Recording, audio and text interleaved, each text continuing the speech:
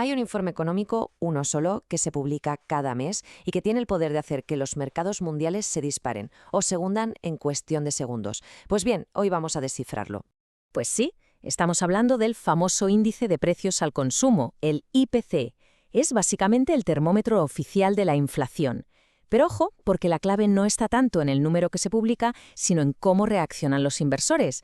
Vamos a ver exactamente cómo funciona todo esto. Bueno, esta es nuestra hoja de ruta.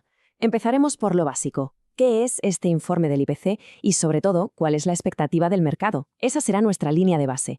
Después nos pondremos en dos situaciones muy claras. ¿Qué pasa si la inflación se dispara y si, por el contrario, se enfría? Y al final, la clave definitiva para entenderlo todo. A ver, ¿por qué tanto alboroto con un simple informe? Pues porque la inflación, claro, afecta al coste de la vida diaria, pero para los mercados lo que de verdad importa es que este dato influye, y mucho, en las decisiones que toman los bancos centrales sobre los tipos de interés. Y eso lo cambia todo.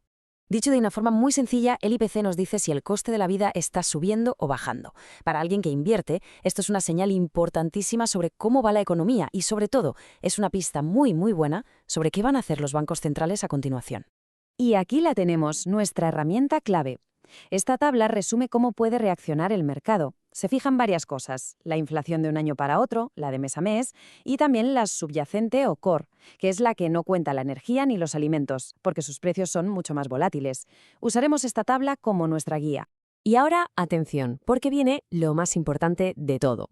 Los mercados casi nunca reaccionan al dato en sí. Reaccionan a la sorpresa, es decir, a la diferencia que hay entre el dato real y lo que los analistas ya habían previsto. Esa expectativa, esa es nuestra línea de base. Fijaos en esta columna, la que dice en línea. Esos números son básicamente el consenso del mercado. Es lo que todo el mundo da por hecho que va a pasar. Si el informe del IPC clava estas cifras, pues no hay sorpresa. Y si no hay sorpresa, no hay drama. Y claro, cuando el dato es justo el que se esperaba, la reacción del mercado es, pues, casi nula. Las acciones, el dólar, los bonos, el oro, todo se queda más o menos quieto. Es como si el mercado dijera, vale, todo en orden, seguimos. Pero, ¿y qué pasa cuando sí hay sorpresa? Ah, aquí es donde la cosa se pone interesante de verdad.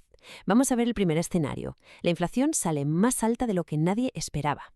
Esta es la pregunta del millón, la que pone a temblar a los mercados. Que la inflación sea más alta de lo previsto es como una señal de alarma. Sugiere que la economía se está recalentando.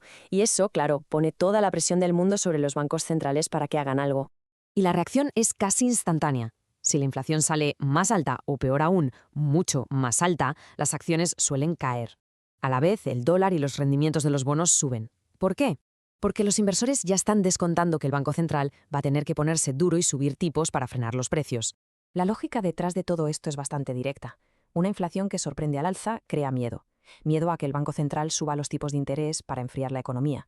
Y claro, unos tipos más altos hacen que el dólar sea más atractivo y que pedir dinero prestado sea más caro para las empresas. Resultado, el dólar se fortalece y las acciones sufren. Venga, ahora vamos a darle la vuelta a la tortilla. Vamos a explorar el escenario contrario, que suele ser, por cierto, el que los mercados de acciones están deseando que ocurra. Una inflación más baja de lo esperado. Si la inflación resulta ser más baja de lo que se pensaba, los mercados respiran aliviados. Es un suspiro colectivo, de verdad. Se interpreta como una luz verde para que el Banco Central se relaje un poco o incluso que empiece a pensar en bajar los tipos de interés en el futuro. Y la reacción del mercado es, como es lógico, justo la contraria. Las acciones lo celebran, a menudo con subidas importantes, el dólar y los rendimientos de los bonos, en cambio, bajan, y el oro, que compite con activos que pagan intereses, pues de repente se vuelve más atractivo y tiende a subir. Y ojo que aquí hay un detalle muy interesante. Según los datos, parece que hay como un umbral mágico. Un IPC interanual que caiga por debajo del 2,5% no es solo un dato bajo, es que se considera mucho más bajo. Y ese suele ser el detonante que provoca las reacciones más fuertes al alza, tanto en las acciones como en el oro. Muy bien, pues ya hemos visto las dos caras de la moneda. Ahora vamos a juntar todas las piezas y a quedarnos con la idea clave que hay que recordar siempre. Al final del día, todo se puede reducir a esta relación inversa. Es casi como un espejo. Si la inflación sorprende por ser alta, normalmente es una mala noticia para las acciones, pero buena para el dólar. Y a la revés, si la inflación sorprende por ser baja, suele ser el combustible que impulsa las acciones y debilita al dólar. Y de verdad, si hay que quedarse con una sola idea de todo este análisis, que sea esta. Lo que mueve el mercado no es la noticia en sí, es la sorpresa que contiene esa noticia. La cifra de inflación es solo el punto de partida. La verdadera acción está en cuánto se desvía de lo esperado. Así que la pregunta clave que hay que hacerse siempre es ¿cuánto se desvió el dato de lo que se esperaba? La magnitud y, por supuesto, la dirección de esa sorpresa es lo que va a dictar la reacción de los mercados. Ni más ni menos. Así que, la próxima vez que aparezca un titular sobre la inflación, la clave ya no estará solo en leer el número.